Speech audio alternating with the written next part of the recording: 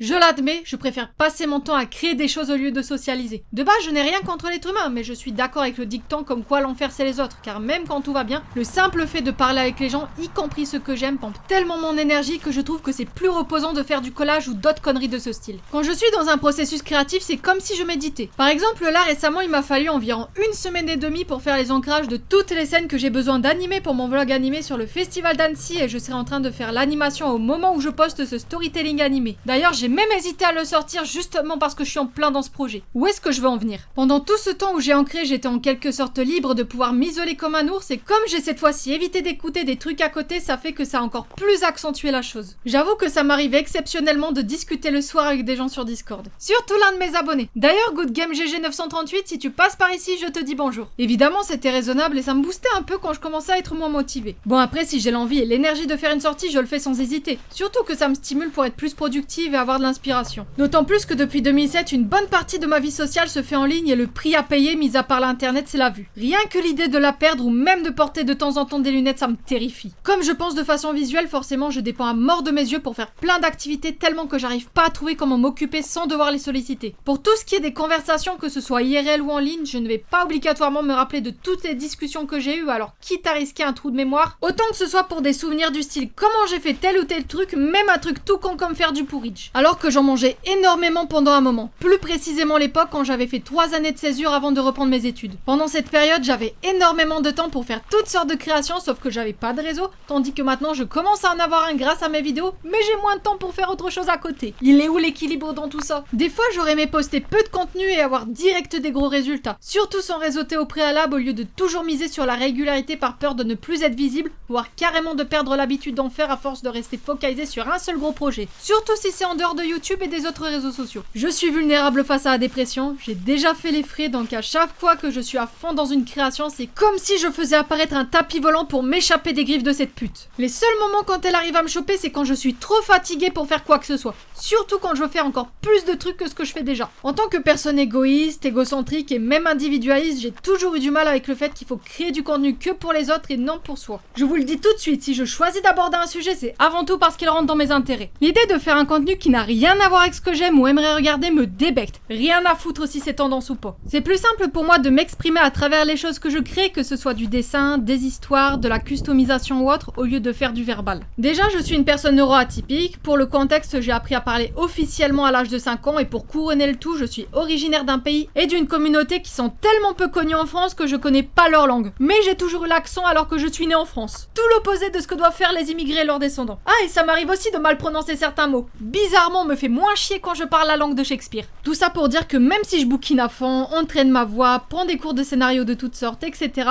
je sentirai toujours un genre de décalage avec les autres, un peu comme Meowth et d'autres Pokémon qui, comme lui, ont la chance de pouvoir parler en dépit de toutes les difficultés qu'il y a autour de ça. Théoriquement, la plupart des gens savent très bien que les artistes et autres créatifs préfèrent passer du temps à faire leurs œuvres plutôt que de se mélanger à la populace, mais en pratique, ça reste quand même très tabou d'en parler de manière aussi crue. Même si on dépend pas forcément des gens pour en vivre ou autre, il y a quand même cette espèce de peur du rejet futur qui persiste dans nos vies. Comme si le moindre signe d'asocialité allait nous donner un mauvais karma. J'espère vraiment qu'un jour la technologie et compagnie vont nous permettre de dissocier une bonne fois pour toutes ces deux termes sans dépendre l'un de l'autre. D'ailleurs, je me demande comment ça se passe de votre côté, que vous soyez artisan, artiste ou passionné de toutes sortes, peu importe le domaine au final. Est-ce que vous avez déjà eu ce genre de ressenti? Et si oui, dites-le pourquoi en commentaire. Merci de m'avoir écouté et je vous dis à la prochaine.